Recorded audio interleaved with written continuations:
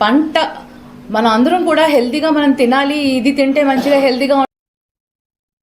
పార్వతీపురం మన్యం జిల్లా సీతానగరం మండల కేంద్రంలోని శ్రీ వేణుగోపాల స్వామి, శ్రీ లక్ష్మీనరసింహస్వామి ఆలయంలో ఆషాఢ మాసం సందర్భంగా ముడుపుల పూజలు భక్తి శ్రద్ధలతో కొనసాగుతున్నాయి.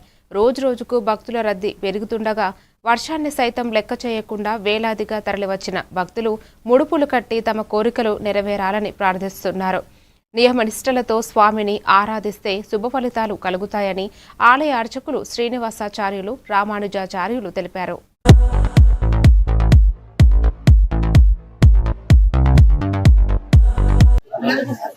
భక్తులకు విజ్ఞప్తి, సీతానగరం సువర్ణముఖి నదీ తీరాన్ని వేయించేసినటువంటి లక్ష్మీ నరసింహస్వామి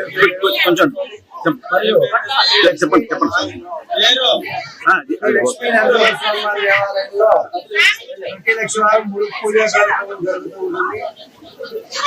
ఈ నెల ఆషాఢ మాసం ఆదివారం ఆషాఢ మాసంలో ఈ రోజు నుంచి రథయాత్ర ప్రారంభమవుతుంది. జగన్నాథ రథయాత్ర ప్రారంభమవుతుంది. అనూఖ్యంగా కొత్త గురువు కూడా ఉండాలి. అలాగే ఈ బుధవారం 22వ తారీఖు బుధవారం స్వాతి ఉదయం 8:30 గంటలకు సుదర్శన హోమాన్ని నిర్వహిస్తున్నాం. స్వాతి హోమాన్ని నిర్వహిస్తున్నాం. భక్తులందరూ కూడా ఈ స్వాతి హోమంలో పాల్గొని స్వామివారి కటాక్షాలు పొందవలసిందిగా తెలియజేస్తున్నారు.